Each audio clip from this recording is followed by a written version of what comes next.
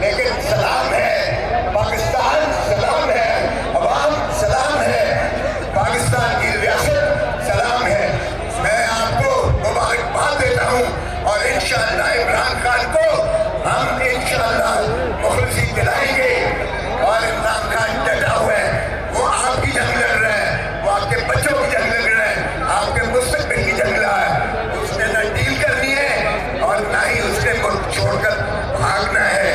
वो आपके लिए सारी जिंदगी आपको आज़ादी दिलाकर रहेगा, उसने मुझे खुद कहा है।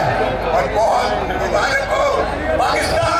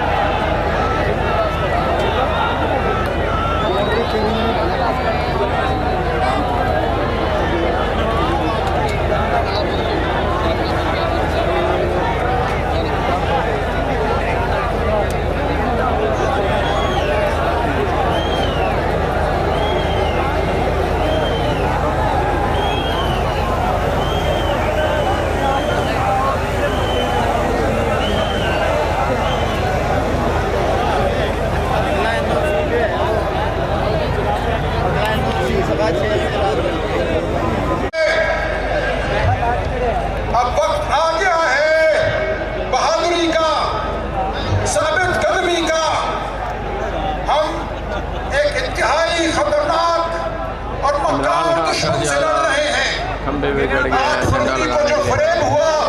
जिस तरह आपके वोटों को छीना गया, उन पर डाका डाला गया और उसकी बुनियाद पर एक झूठी हुकूमत कायम की गई। अब वो झूठी हुकूमत अपने झूठ को छुपाने के लिए आईन में तरामीम कर रही है। सलामी इनके